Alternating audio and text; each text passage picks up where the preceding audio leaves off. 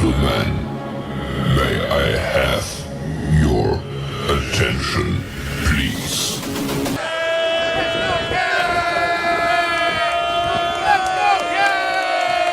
The show starts in 3, 2, 1, go.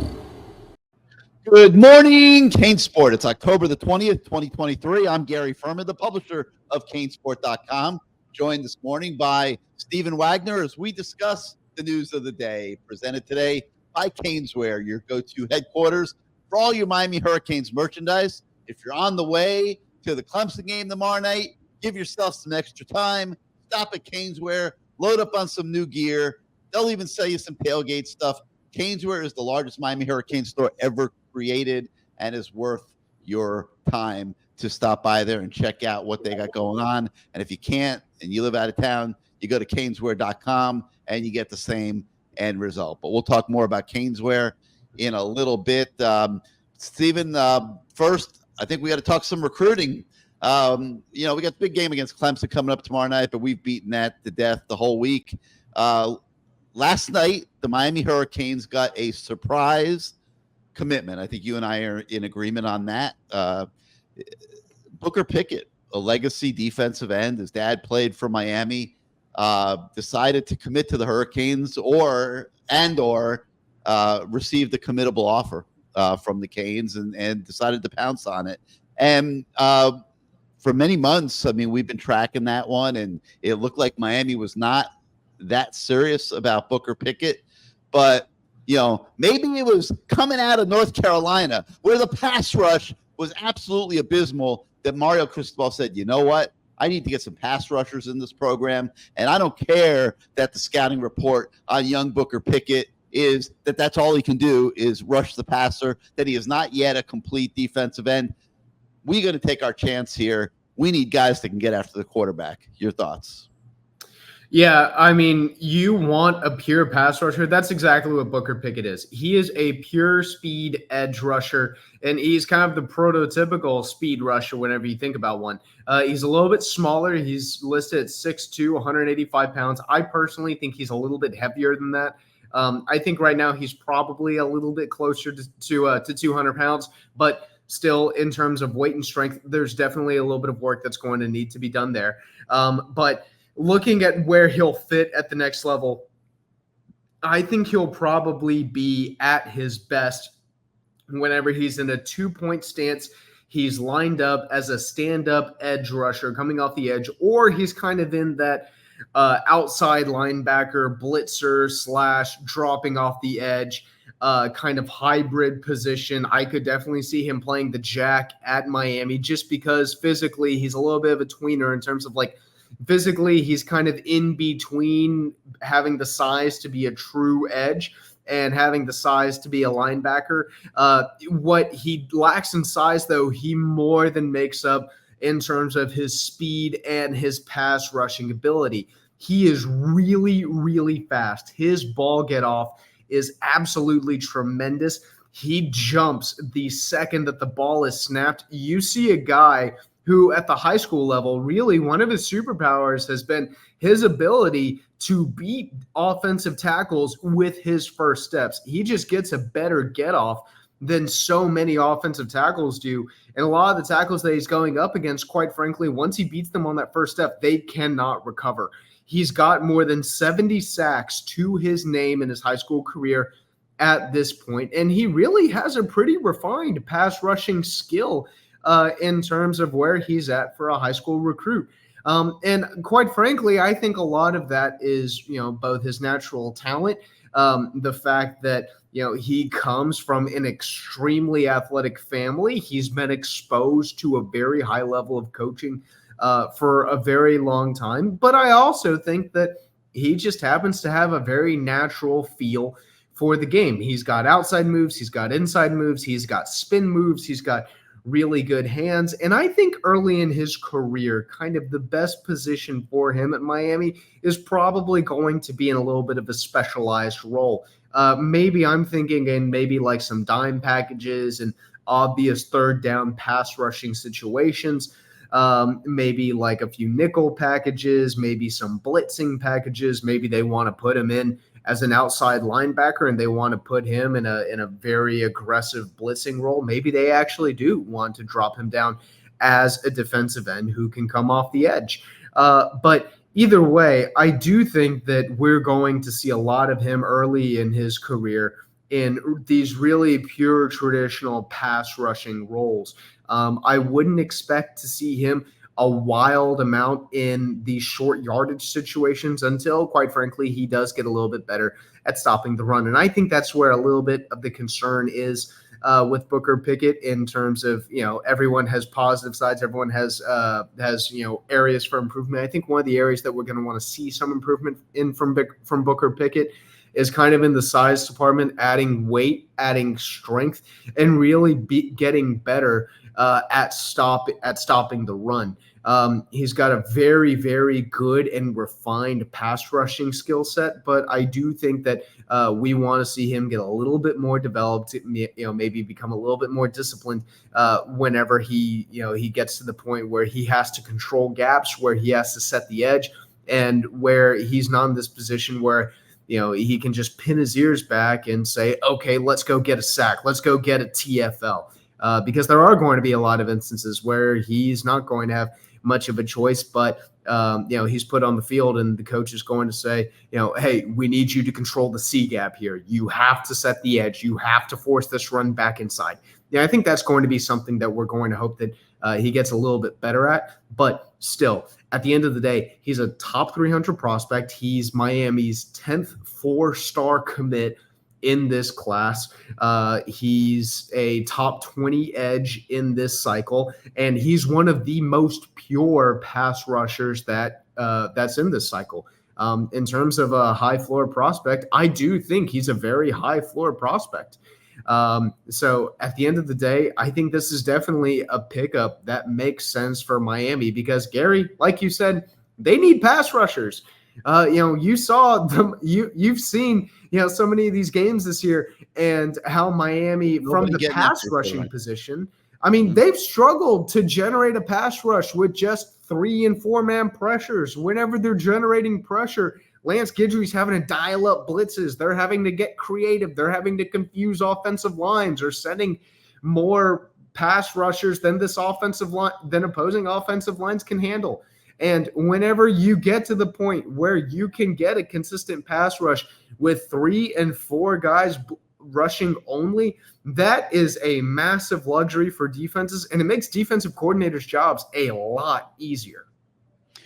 Yeah, if they have to play base defense, they're in trouble right now. There's nobody getting after the passer, and that's what North Carolina did last week. They made them. They went to the hurry up, and they made them play base. They couldn't get any other calls in. A lot of confusion on that side of the ball, and I just think that as the days went by this week, they came up to the conclusion we have to recruit some pass rushers. Now, Steven, I like to wear my cane shades, because I look so fresh in them, kind of thing. But man, I got a hard time when we're sitting here talking about kids that are still in high school being brought in to address immediate needs. Yeah.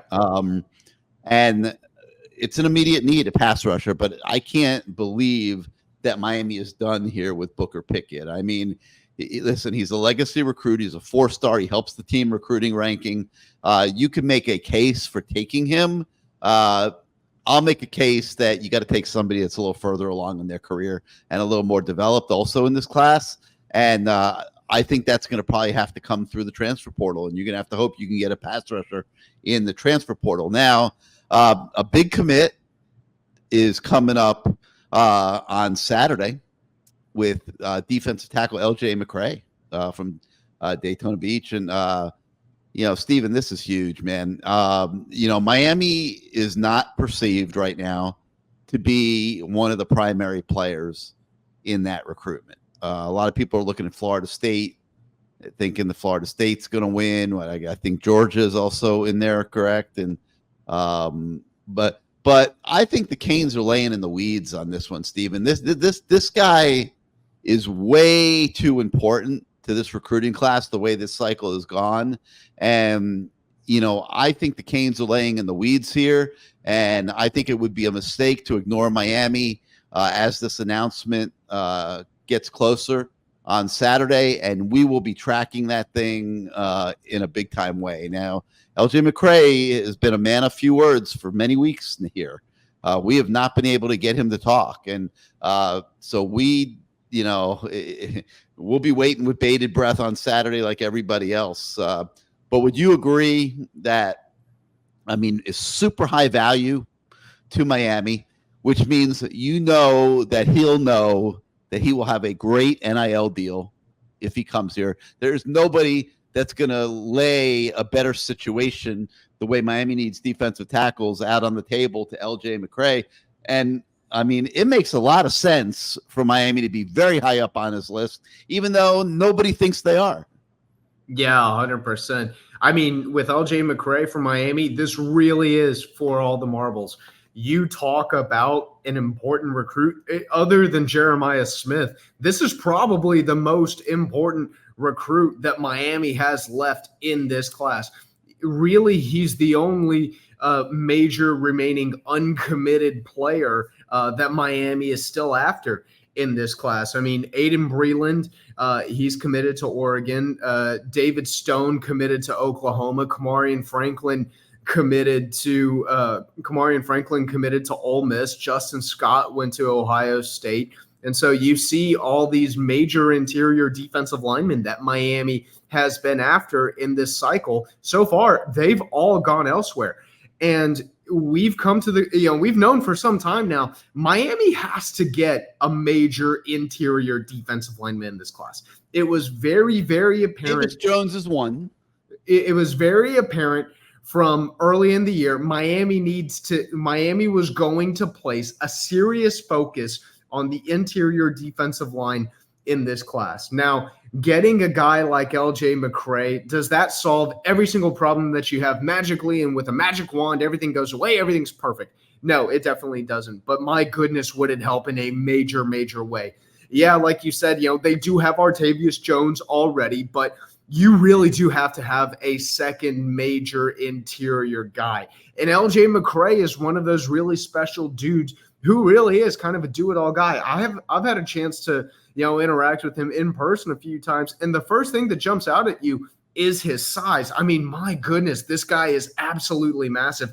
In terms of his body, I have a really hard time imagining that his body is that far away from being physically ready to be able to get into games. Now, as far as skill set and refining technique and all that stuff, it's very well known and it's very well documented that the closer you play to the line of scrimmage, the closer you play to the offensive line and defensive line, the more difficult I would say that it is to get on the field early, just because, at that point, you're not really dealing just with skill. Your body also physically needs to get to the point where you can handle going up against 300-pound offensive guards who can, bench 400 and squat 600.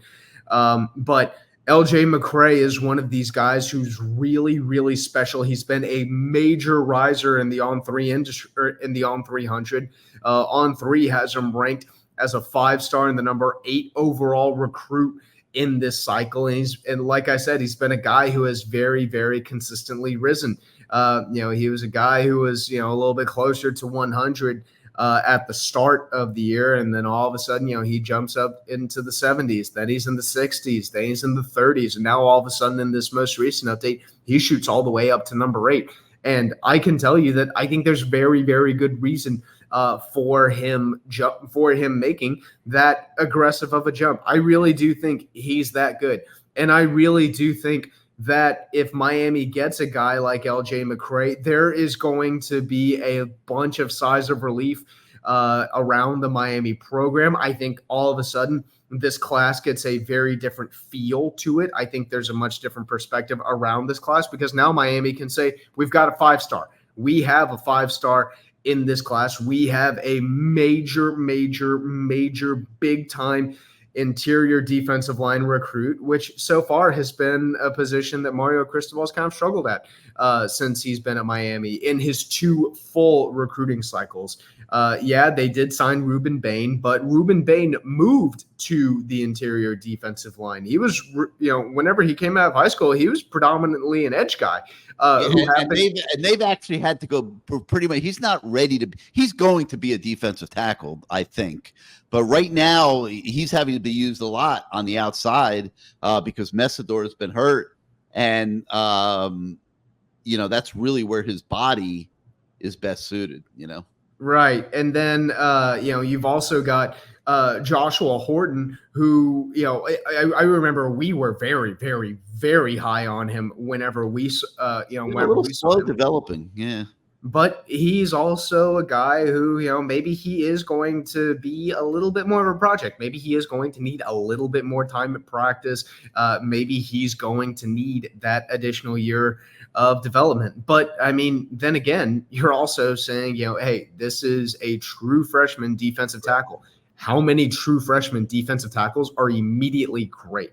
There's not a bunch of true freshman defensive tackles who you can consistently rely on to contribute and say, okay, yeah, we feel fine about having him in this position. I think LJ McCrae is one of those few rare guys where you put him in at defensive tackle as a true freshman. You say, okay, I don't know if I necessarily am comfortable with him being the full starter and saying, all right, you're good out there for 80 snaps this game. But do I think that he is absolutely capable of having a role as a true freshman? 100%. So I think that McCrae would be the kind of guy who, if he does end up coming to Miami, I don't think that he would, completely solve Miami's defensive line issues. But I do think that he would immediately make Miami better. I definitely think that he is talented enough to make a very positive impact right away. And then on the other side, looking at his ceiling, his ceiling really is absolutely tremendous. I've talked to a lot of people about it who are very, very high on him. They see him as a very high floor prospect with a really high ceiling. So, he's kind of got the best of both worlds there. And there's a reason why he's a top 10 recruit in the country. There's a reason why he's a 5-star guy, because whenever you get a 5-star guy, that's what you expect. You expect a guy who's high floor, who is ready to go. He's ready to compete very quickly. And then he has the upside of being a potential NFL draft pick. That's exactly what you want in a 5-star guy. And I think that's what you see in LJ McCrae. So, you got Artavis Jones. If you can land McCrae and maybe 1 or 2 guys in the portal, and you put them with Josh Horton, and Ruben Bain moves inside, and heck, I don't know whether this is good or bad, but it doesn't even matter. I was going to talk about Leonard Taylor. He's been such a disappointment this year. I don't know that it even matters what he does anymore.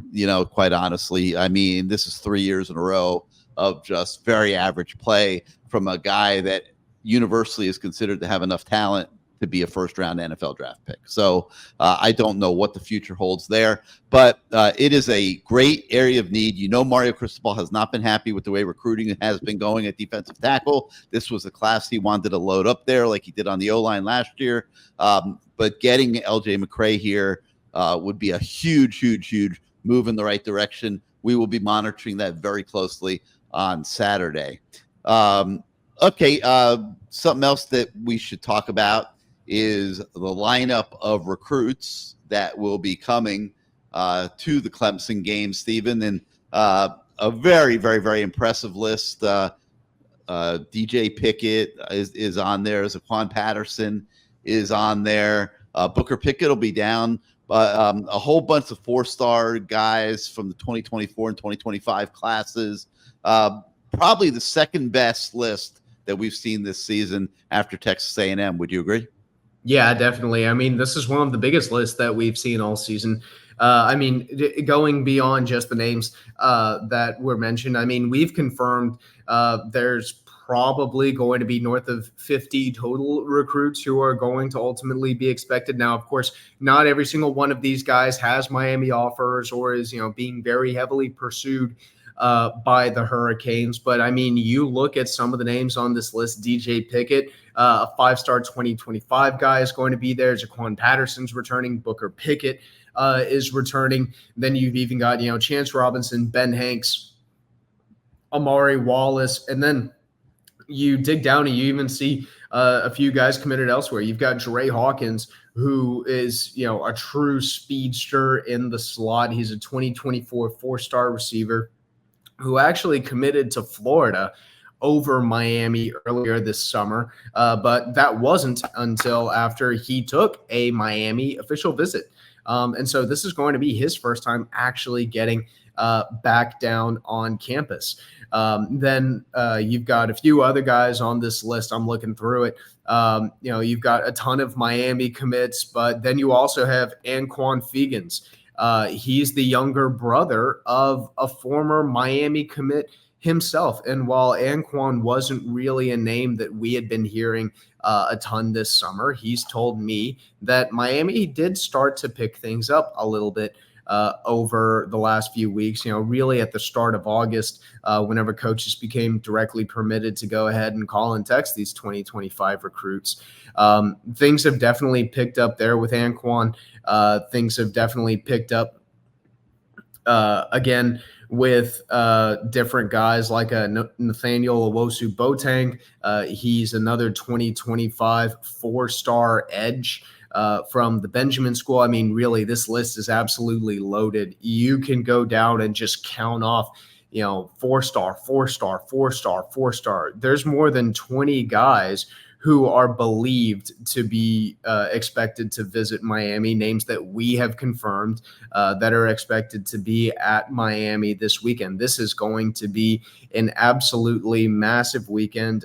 Miami marked this, at the beginning of their season as, hey, we're going to have two truly major recruiting opportunities at home games this season, the Texas A&M game and the Clemson game. The Texas A&M game, everyone knew at the start of the season, it was going to have massive implications from the start of the year. And then the Clemson game, obviously, Miami doesn't get Clemson at home a ton. And, did we think that Clemson was going to be a little bit better at the start of the year? I sure did. I mean, heck, they were my pick preseason to win the ACC. They're obviously not going to, or well, I shouldn't say obviously, but I'd say, they're not as good as a lot of us thought they were going to be, but it's still a team that I had to look this up. Miami hasn't beaten since 2010. Miami has not beaten Clemson since 2010. And yeah, they're not an annual opponent. So you can say, well, they've only had, 5 or 6 meetings or whatever, but still, the University of Miami hasn't beaten a program in 5 or 6 meetings or whatever. And Clemson, quite frankly, has, really handled them for, quite some time, really since that 2010 meeting. Heck, Clemson got Al Golding fired. They did. That's how bad Clemson's been beating deservedly Miami. So. Unfortunately, I liked Al Golden, but that's how much Clemson has dominated Miami. They got Al Golding fired. They absolutely embarrassed Miami in the ACC championship game. Last year's trip to Death Valley did not go well at all. I remembered watching that game on TV and just thinking to myself, man, Miami's offense looks horrible. Like, this is really, really bad. And so Miami's aware this is a really, really big opportunity for them. And if Miami pulls off the win, I mean, Clemson's not a very large favorite. Miami pulls off the win with all these recruits in attendance and Miami gets the atmosphere that they're hoping for. All of a sudden, a lot of people are going to be forgetting that this team found a way to lose to Georgia Tech. And all of a sudden, you can look at the North Carolina game and go, maybe that game would be a little bit different if Miami got them at home instead. So I think this is a really, really big opportunity for Miami, and I think everyone knows it. I don't think anyone's denying it, and I think they said, yeah, let's go ahead and get all these recruits down here while we can. Yeah, no doubt. And this would be exactly what the doctor ordered. I know. One group of guys that's going to be rooting hard for a Canes victory on Saturday, and that's the guys at Caneswear, where the Canes were 4-0. They stocked up on all kinds of great merchandise, and then 2-game losing streak came, and obviously people are not shopping there as much as they were before the losing streak came. So they got a lot of really, really good stuff at Caneswear for you guys. Caneswear they have T-shirts, they have jerseys, polos, hoodies, hats, just about anything that you could want, they have at CaneSport. They have all sizes for men, for women, for kids, for babies, for Stephen Wagner. They even will dress your pet. If you want to dress your pet in Cane's clothes, they got pet gear at CaneSport for your pets as well. And want to tailgate at the Clemson game on Saturday and don't have the tables and chairs and all that, go by CaneSport on your way to the stadium. They'll hook you up with all that stuff as well. CaneSport even has gear for the Dolphins, the Panthers, Inter Miami Soccer. There's no better time than now to go to CaneSport and get yourself all geared up for the rest of football season. So they're at 2655 South University Drive in Davie, right next to La Spada Sub Shop, in the same shopping plaza where they've been for years. They just moved a little further down and got a little bit of a bigger store. And if you can't get there in person, you can go to caneswear.com. So 2655 South University Drive in Davie or caneswear.com for the best selection of Miami Hurricanes merchandise you have ever seen. Just go like you're going to Twin Peaks. It's somewhere around there. not far from Twin Peaks. Yeah, that's a good landmark for people. All right, Stephen. So a couple other things I did want to mention today. For some reason, my voice is going haywire here on me. But in addition to all the recruiting stuff that is on the website today, we also have an analysis going inside the numbers to show the top defensive performers and those that need to step up. And we've been breaking down the team quite a bit this week, offense and defense. And this is our final look at the defense this week at the midway point of the season. So make sure that you check that out today as well. We also have an analysis on how Miami will have its hands full with a very talented Clemson team. We have a lot of details and looks at Clemson. So if you want to familiarize yourself with the Canes opponent this weekend, make sure you check that out. And we talked to tight end Cam McCormick as well as linebacker KJ Cloyd about the game coming up on Saturday. So check out those stories also on the website today. If you're watching this show on YouTube, please hit your subscribe and like buttons. It helps us with the algorithms at YouTube in growing our audience. And if you're not yet a subscriber to CaneSport.com, we have a big game special this week that we would love to see you take advantage of. Come join our community fans. Come let us do everything that we do every day to enhance everybody's fan experience the best that we can. We don't think you will be sorry. We've got a great group of fans on CaneSport.com every single day. Stephen will tell you he considers them close family friends at this point in his CaneSport tenure as he nears his 1-year anniversary with us at CaneSport. How about that, everybody? We're getting close. We're getting close to that 1-year anniversary coming up really, really soon. But Stephen, as his 1-year anniversary approaches, would love to see the Miami Hurricanes start playing a little bit better football again. It makes everybody's lives easier, makes the fans happy, makes the recruits happier, makes it easier for Stephen to get them on the phone. They don't run in the other direction when somebody from CaneSport might be calling and they're thinking, oh my God, the Miami Hurricanes just lost to Georgia Tech in North Carolina. A win against Clemson would absolutely be what the doctor ordered this week. If not, they will become the 14th Miami Hurricanes team in the last 19 years to lose 3 games in a row. That would not be the best stat in the world. So for Stephen Wagner, I'm Gary Ferman. We thank you so much for starting out your day with us here on Good Morning CaneSport. We look forward to seeing everybody at the Rock on Saturday night. Do not eat your tickets, okay? Get fired up. This is a big game. This is a game that you had circled a few weeks ago, okay? Get over what's going on in the last week or two. Let's regroup and cheer the Hurricanes on to a big performance on Saturday night. Have a great day, everybody.